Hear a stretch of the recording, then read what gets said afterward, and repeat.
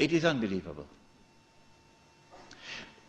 When the water in the Sea of Galilee is drying up, and the state of Israel has ruled the world for a day which is like a week, then in Sahih Muslim we are told, a Muslim ruler will die and there will be disagreement concerning succession. And then a man is going to come out of Mecca. His name will be my name and his father's name will be my father's name, said the Prophet ﷺ. He'll have a broad forehead and a large nose. And he'll be known as Al-Mahdi. And he'd hurry from Medina to Mecca.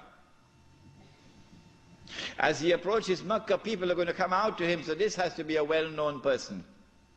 Not some obscure non-entity, a well-known person. When the people of Mecca come out to him, they'll force him to accept the bay'ah, the oath of allegiance which legitimizes the leadership of the Amir al-Mu'mineen, bay'ah.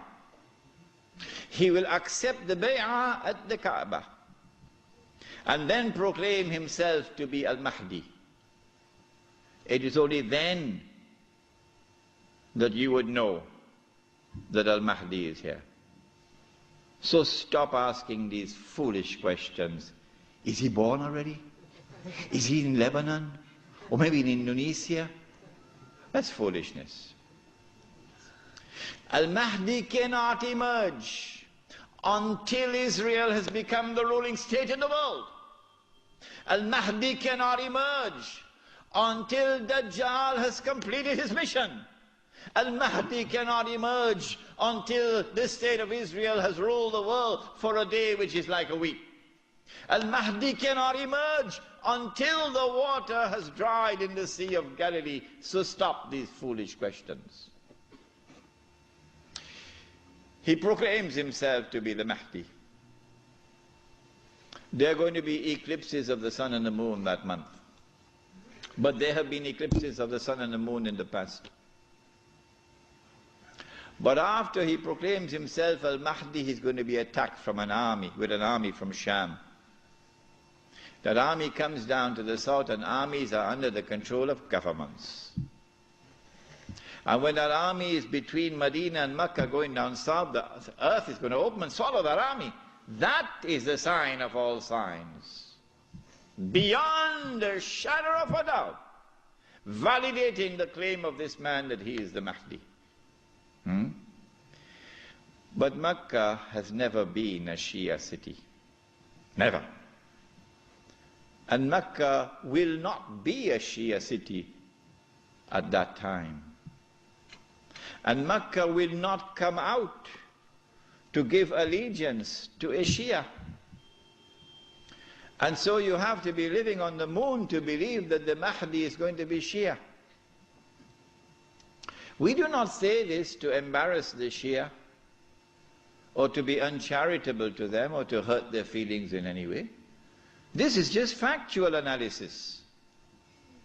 When the earth opens and swallows that army, then on that day, those from the world of the Shia who accept him as the Mahdi and follow him are our brothers in faith. And shoulder to shoulder we'll fight to liberate the Holy Land. But those from the Shia, and we anticipate that there will be those, who will now reject him as the Mahdi because he is not Shia. You're not our brothers in faith. And you will not fight with us shoulder to liberate the Holy Land. When the army is swallowed, then the Mahdi is going to be attacked by another army, and this is now an army of the Quraysh, an army of the Kalb. And remember that armies are under the control of governments. The Mahdi will defeat this army, and when an army is defeated, that is the end of Saudi Arabia. Goodbye to bad rubbish. Goodbye to bad rubbish. Let it be recorded in my book tonight. Let it be recorded in your book tonight. Goodbye to bad rubbish. the most monstrous betrayal of Islam ever committed in history, committed by those who control that stick. Now Darul Islam is restored. Yeah, this is Islam, not that. And let it be clear that there are so many Salafi Muslims in Saudi Arabia, in prison, because they too are struggling for the same thing that I am struggling, to liberate that land. Let it be clear that there's a man like Sheikh Safar al-Hawali, who is at the forefront, intellectually, spiritually, and theoretically, at the forefront. I benefited from his thought. And so, do not remain with this sectarian conflict and describe that masjid, Salafi masjid, this one Sunni masjid, this one Indonesian masjid, that one Malay masjid. I thought the masjid was the house of Allah. Has it changed?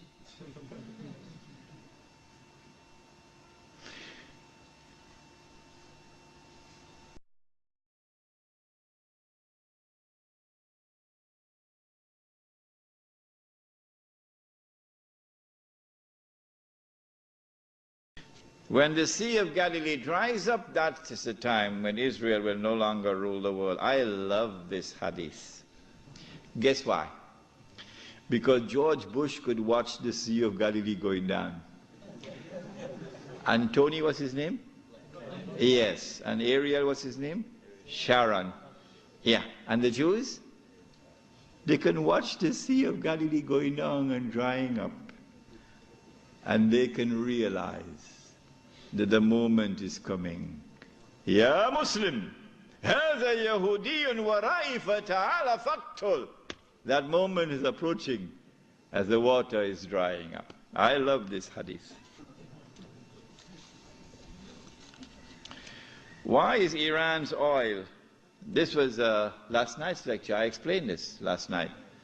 That when Israel wages a big war, which is coming up, which is why Bush has to attack Iran, so that Israel can now wage the war and not appear to be an aggressor, which is why Abdullah of Jordan has his suitcases packed already.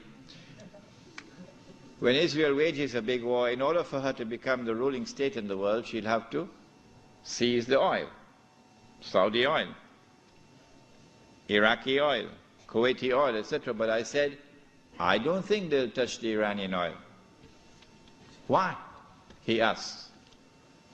The answer is, without in any way being disrespectful to the Shia, without in any way being uncharitable to the Shia, no, that's not my method. Anyone who declares of Abu Bakr Siddiq radiallahu ta'ala anhu, he was a usurper, is misguided. And anyone who compounds that by declaring that Umar Farooq radiallahu ta'ala anhu was a usurper is doubly misguided.